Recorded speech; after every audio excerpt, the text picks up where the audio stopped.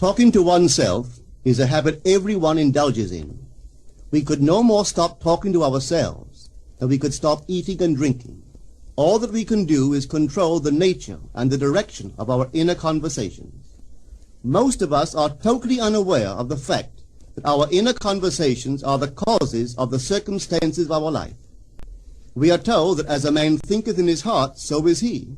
But do we know that man's thinking follows the tracks laid down in his own inner conversations?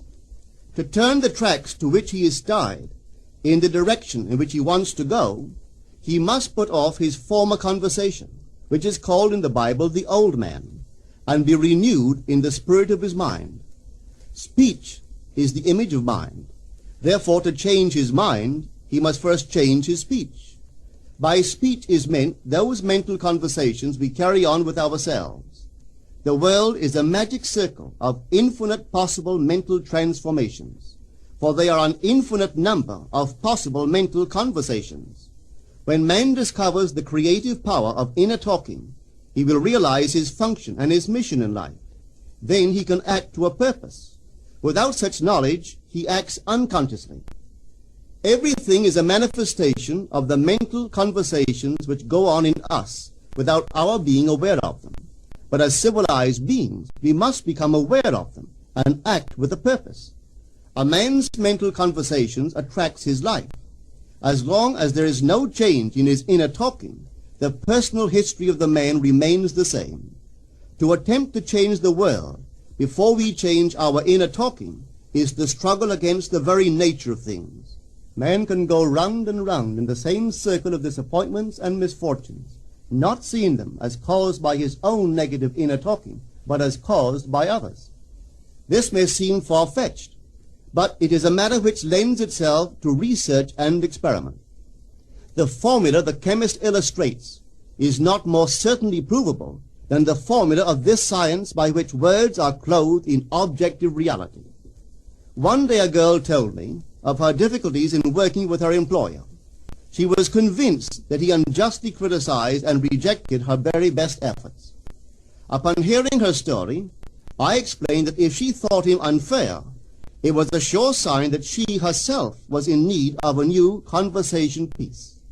There was no doubt but that she was mentally arguing with her employer, for others only echo that which we whisper to them in secret. She confessed that she argued with him mentally all day long. When she realized what she had been doing, she agreed to change her inner conversations with her employer. She imagined that he had congratulated her on her fine work, and that she, in turn, had thanked him for his praise and kindness. To her great delight, she soon discovered that her own attitude was the cause of all that befell her. The behavior of her employer reversed itself. It echoed, as it had always done, her mental conversations with him. I rarely see a person alone without wondering to what conversation piece is he tied. On what mysterious track is he walking? We must begin to take life consciously, for the solution of all problems lies just in this. The second man, the Lord from heaven in all of us, is trying to become self-conscious in the body, that he may be about his Father's business. What are his labors? To imitate his Father, to become master of the Word, master of his inner talking, that he may mold this world of ours into a likeness with the kingdom of love. The prophet said, "Be ye imitators of God as dear children." How would I imitate God? Well, we are told that God calls things that are not seen as though they were seen, and the unseen become seen. This is the way the girl called forth praise and kindness from her employer. She carried on an imaginary conversation with her employer from the premise that he had praised her work, and he did. Our inner conversations represent in various ways the world we live in. Our individual worlds are self-revelations of our own inner speech. We are told that every idle word that men shall speak, they shall give account thereof. For by their words they shall be justified, and by their words they shall be condemned. We abandon ourselves to negative inner talking, yet expect to retain command of life. Our present mental conversations do not recede into the past as man believes. They advance into the future to confront us as wasted or invested words. My word, said the prophet, shall not return unto me void, but it shall accomplish that which I please, and it shall prosper in all the things whereto I sent it. How would I send my word to help a friend? I would imagine that I am hearing his voice, that he is physically present, that my hand is on him. I would then congratulate him on his good fortune, tell him that I have never seen him look better. I would listen as though I heard him. I would imagine that he is telling me he has never felt better, he has never been happier. And I would know that in this loving, knowing communion with another, a communion populous with loving thoughts and feelings, that my word was sent, and it shall not return unto me void, but it shall prosper in the thing whereto I sent it. Now is the accepted time. Now is the day of salvation. It is only what is done now that counts, even though its effects may not be visible until tomorrow. We call not aloud, but by an inner effort of intense attention. To listen attentively, as though you heard, is to create. The events and relationships of life are your word made visible. Most of us rob others of their willingness and their ability to be kind and generous by our fixed attitudes towards them. Our attitudes unfold within us in the form of mental conversations. Inner talking from premises of fulfilled desire is the way to consciously create circumstances. Our inner conversations are perpetually outpictured all around us in happenings. Therefore, what we desire to see and hear without, we must see and hear within, for the whole manifested world goes to show us what use we have made of the word. If you practice this art of controlled inner speaking, you too will know what a thrill it is to be able to say, and now I have told you before it come to pass, that when it is come to pass, ye might believe. You will be able to consciously use your imagination to transform and channel the immense creative energies of your inner speech from the mental, emotional level to the physical level. And I do not know what limits, if any, there are to such a process. What is your aim? Does your inner talking match it? It must, you know. If you would realize your aim, for as the prophet asked, can two walk together except they be agreed? And of course the answer is no, they cannot. The two who must agree are your inner conversation and the state desired. That is, what you desire to see and hear without, you must see and hear within. Every stage of man's progress is made by the conscious exercise of his imagination, matching his inner speech to his fulfilled desire. As we control our inner talking, matching it to our fulfilled desires, we can lay aside all other processes. Then we simply act by clear imagination and intention. We imagine the wish fulfilled and carry on mental conversations from that premise. The right inner speech is the speech that would be yours were you to realize your ideal. In other words, it is the speech of fulfilled desire. Now you will understand how wise the ancient was when he told us in the Hermetica, there are two gifts which God has bestowed upon man alone and on no other mortal creature. These two are mind and speech, and the gift of mind and speech is equivalent to that of immortality. If a man uses these two gifts rightly, he will differ in nothing from the immortals. And when he quits his body, mind and speech will be his guides, and by them he will be brought into the troop of the gods and the souls that have attained to bliss. With the gift of mind and speech, you create the conditions and circumstances of life. In the beginning was the Word, and the Word was with God, and the Word was God. The Word, said Hermes, is Son, and mind is Father of the Word. They are not separate one from the other, for life is the union of word and mind. You and your inner talking or word are one. If your mind is one with your inner conversation, then to be transformed in mind is to be transformed in conversation. It was a flash of the deepest insight that taught Paul to write, "Put off the former conversation, the old man, which is corrupt, and be renewed in the spirit of your mind. Put on the new man." Put on the new man and be renewed in the spirit of your mind is to change your inner conversation, for speech and mind are one. A change of speech is a change of mind. The prophet Samuel said, "The Lord spake by me, and his word was in my tongue." If the Lord's word was in the prophet's tongue, then the Lord's mouth that uttered the word must be the prophet's mind. For inner conversations originate in the mind and produce little tiny speech movements in the tongue. The prophet is telling us that the mouth of God is the mind of man, that our inner conversations are the word of God, creating life about us as we create it within ourselves. In the Bible you are told that the word is very near to you, in your mouth and in your heart, that you may do it. See, I have set before you this day life and good, death and evil, blessings and cursings. Choose life. The conditions and circumstances of life are not created by some power external to yourself. They are the conditions which result from the exercise of your freedom of choice, your freedom to choose the ideas to which you will respond. Now is the accepted time. This is the day of salvation. Whatsoever things are of good report, think on these things. For your future will be formed by the word of God, which is your present inner talking. You create your future by your inner conversations. The worlds were framed by the word of God, that is, your inner talking. See yonder fields? The sesamum was sesamum, the corn was corn, the silence and the darkness knew. So is a man's fate born. For ends run true to origins. If you would reap success, you must plant success. The idea in your mind which starts the whole process going is the idea which you accept as truth.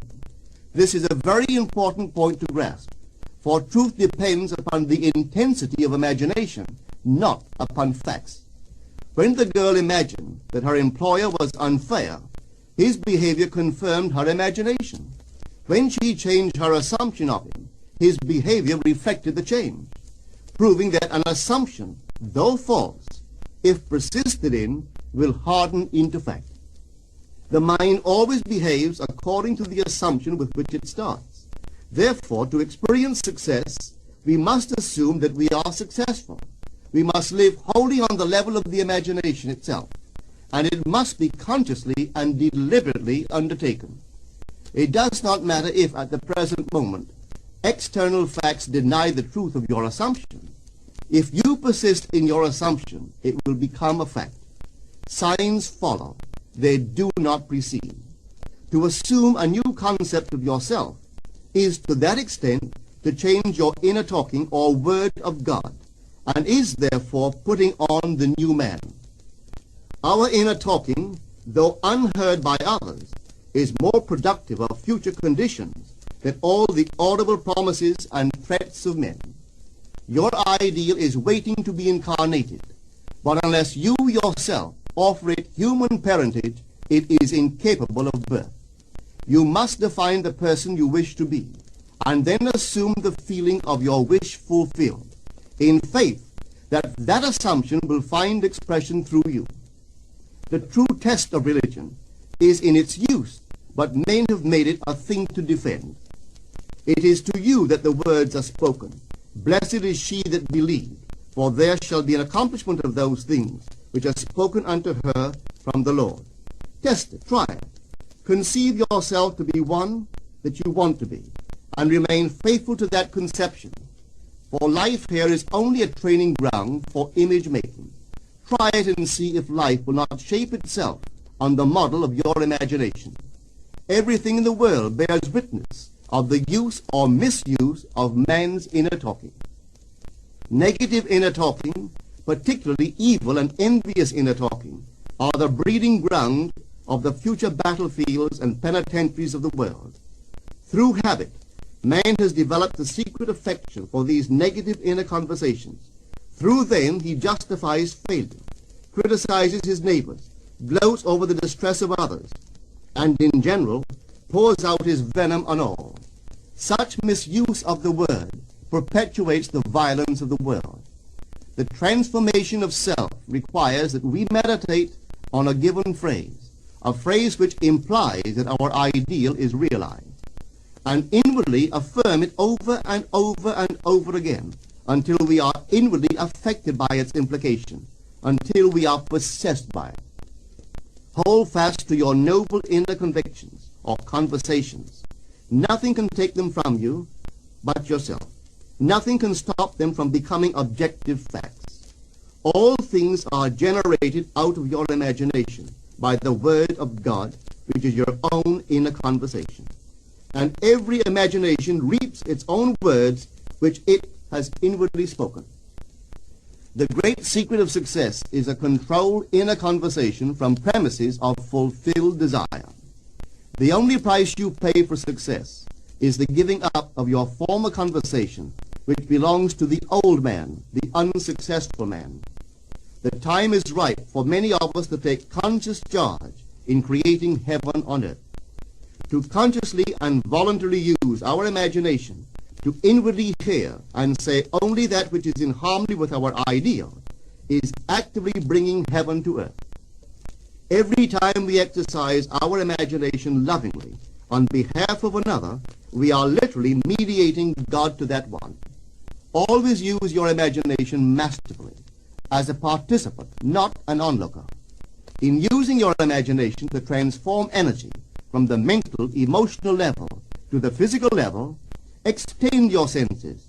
Look and imagine that you are seeing what you want to see, that you are hearing what you want to hear, and touching what you want to touch. Become intensely aware of doing so. Give your imaginary state all the tones and feeling of reality. Keep on doing so until you arouse within yourself the mood of accomplishment and the feeling of relief. This is the active, voluntary use of the imagination, as distinguished from the passive, involuntary acceptance of appearances. It is by this active, voluntary use of the imagination that the second man, the Lord from heaven, is awakened in man. Men call imagination a plaything, the dream faculty, but actually it is the very gateway of reality. Imagination is the way to the state desired. It is the truth of the state desired, and the life of that state desired. Could you realize this fully, then would you know that what you do in your imagination is the only important thing. Within the circle of our imagination, the whole drama of life is being enacted over and over again. Through the bold and active use of the imagination, we can stretch out our hand and touch a friend 10,000 miles away and bring health and wealth to the parched lips of his being. It is the way to everything in the world. How else could we function beyond our fleshly limitations? But imagination demands of us a fuller living of our dreams in the present. Through the portals of the present, the whole of time must pass. Imagine elsewhere as here, and then as now. Try it and see. You can always tell if you have succeeded in making the future dream a present fact by observing your inner talking. If you are inwardly saying what you would audibly say, were you physically present and physically moving about in that place, then you have succeeded. And you could prophesy from these inner conversations and from the moods which they awaken within you what your future will be. For one power alone makes a prophet, imagination, the divine vision. All that we meet is our word made visible, and what we do not now comprehend is related by affinity to the unrecognized forces of our own inner conversations and the moods which they arouse within us. If we do not like what is happening to us, it is a sure sign that we are in need of a change of mental diet. For man, we are told, lives not by bread alone, but by every word that proceeds from the mouth of God. And having discovered the mouth of God to be the mind of man, a mind which lives on words or inner talking, we should feed into our minds only loving, noble thoughts. For with words or inner talking, we build our world. Let love's lordly hand raise your hunger and thirst to all that is noble and of good report.